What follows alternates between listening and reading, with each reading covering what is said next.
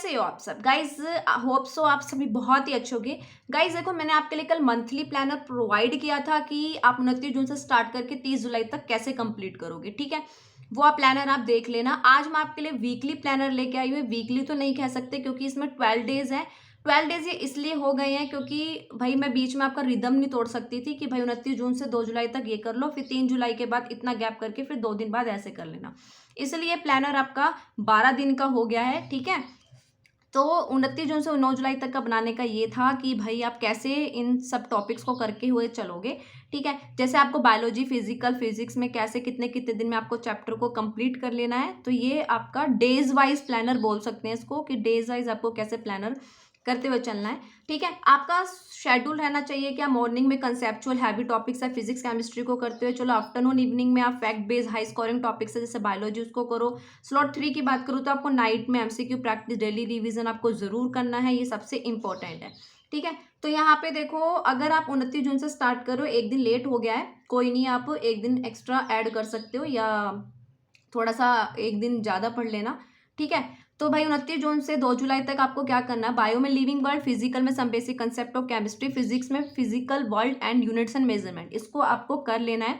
3 जुलाई से 9 जुलाई आपको बायो में करना है बायोलॉजिकल क्लासिफिकेशन, फिजिकल में structures of atom and physics में काइनेमेटिक्स। ठीक है, प्लीज एक बात ध्यान रखना, बैकलॉग क्रिएट मत होने देना।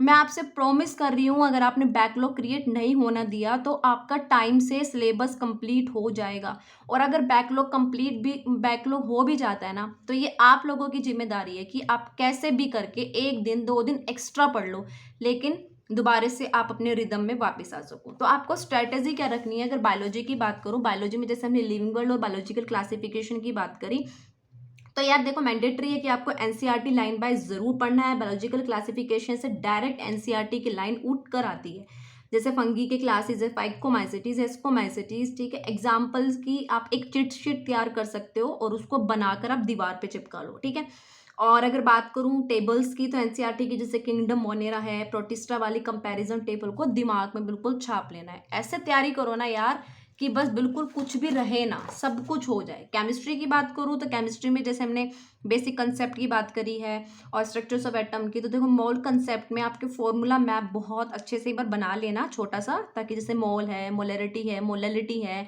नॉर्मेलिटी के फॉर्मूला को एक जगह लिख लेना। उससे आपको बिल्कुल अच्छे से आइडिया हो जाएगा कि इसमें क्या क्या है। ठीक है, क्वांटम नंबर है, हर साल क्वांटम नंबर से, स्ट्रक्चर्स ऑफ एटम की बात करें तो क्वांटम नंबर से आपके हर साल ना क्वेश्चन यहाँ से जरूर बनते हैं। इलेक्ट्रॉनिक कॉन्फ़िगरेशन से क्वेश्चंस आता है, तो इस पे आपको कमांड मजबूत करनी होगी अपनी। ठीक है, फिजिक्स की बात करें तो फिजिक्स में डायमेंशन एनालिसिस है, यूनिट्स एंड मेजरमेंट में डायमेंशंस है और एरर्स है, परसेंटेज एरर से शॉर्ट आपके न्यूमेरिकल बन जाते हैं। ठीक है, काइनेमेटिक्स में ग्राफिंग है, मोशन अंडर ग्रेविटी के केसेस जैसे वीटी, एसटी ग्राफ को समझना है, आपको सीखना है अच्छे से, रटना नहीं है। देखो पहली बात, हर एक चीज को ना रटने में मत बैठ जाना, समझना है, कंसेप्ट को डीपली क्लियरिटी करके आपको समझना होगा, करना होगा। नहीं पता पेपर किस लेवल का आ सकता है, कैसा नहीं आ सकता है, आपने देखा होगा रीनीट का जो लेवल है कैसा उन्होंने पेपर का कर दिया है। ठीक है, तो आप अपनी तरफ से कोई कमी मत छोड़ना। जहां से भी आप कोचिंग कर रहे हो, सेल्फ स्टडी कर रहे हो, ऑलरेडी आपके नोट्स प्रिपेयर हैं, तो भाई आपको बहुत ही अच्छे से करना है। कोचिंग ले रहे हो तो कोचिंग के टीचर्स के साथ बिल्कुल रेगुलरिटी करते हुए चलो। सेल्फ स्टडी कर रहे हो, ड्रॉपर हो, तो भाई या तो मेरे वाला आप प्लान फॉलो कर सकते हो या कुछ भी आप फॉलो कर रहे हो, लेकिन उसको डेली बेसिस पे फॉलो कर लेना। आपकी चेक लिस्ट रहनी चाहिए कि आपको एक्टिव रिकॉल करना है। एक्टिव रिकॉल आप कैसे करोगे? किसी भी चैप्टर को पढ़ने के बाद आंखें बंद करें और रिकॉल करो कि आपने अभी क्या पढ़ा है या आपने पढ़ा क्या था पूरे दिन में। ठीक है, इससे रिकॉलिंग पावर आपकी स्ट्रॉन्ग होगी। एनसीईआरटी के एग्जाम्पलर है, उसके पीवाईक्यूज है, हर चैप्टर के खत्म होने के बाद आपको इनके एमसीक्यू सॉल्व करने ही करने हैं, पीवाईक्यूज आपको लगाने ही लगाने हैं। मिस्टेक डायरी आपको बना के रखनी है, जो भी आपका क्वेश्चन गलत हुआ है उसे एक अलग नोटबुक में नोट करो, ताकि जो एग्जाम है उससे पहले सिर्फ आपको वही रिवाइज करना पड़े, क्योंकि एंड टाइम पे आप सब कुछ उठा के नहीं पढ़ सकते। यहाँ मैं आपको एक इम्पोर्टेंट टिप देना चाहूँगी। ठीक है, बायोलॉजी के लिए, अगर बायोलॉजी में आपको 330 से 350 तक स्कोर करना है, तो देखो आपको एटलीस्ट 5 to 10 टाइम्स एनसीईआरटी की लाइन बाय लाइन आपको रीड करनी होगी। आपको जितने भी डायग्राम्स है, टेबल्स है, एग्जाम्पल्स है, इनके आप निमोनिक्स बनाओ, कुछ भी करो, माइंड मैप बनाओ, फ्लो चार्ट बनाओ, इनको आप बहुत अच्छे से कर लेना। हाई वेटेज चैप्टर्स पे आपको ज़रूर ध्यान देना है। कुछ भी नहीं हो रहा है तो पहले हाई वेटेज चैप्टर से स्टार्ट कर लो। एमसीक्यू प्रैक्टिस तो आपको देखो डेली बेसिस पे करनी है।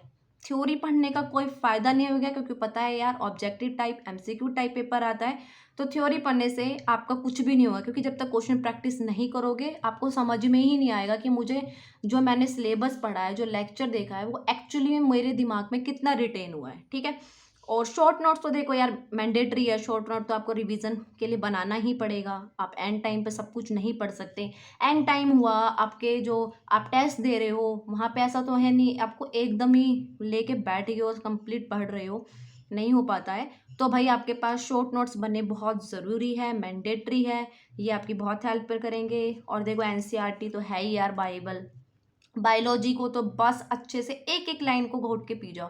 और यार एनसीईआरटी की ना एक खासियत है, जितनी बार आप रिवाइज करोगे ना उतनी बार आपको कुछ ना कुछ नया ऐसा मिलेगा कि आपको खुद लगेगा यार ये लाइन तो मैंने की ही नहीं थी। ठीक है। तो उसको बहुत ही अच्छे से आपको करना है। आई होप गाइज मेरी वीडियो आपको हेल्प कर रही होगी।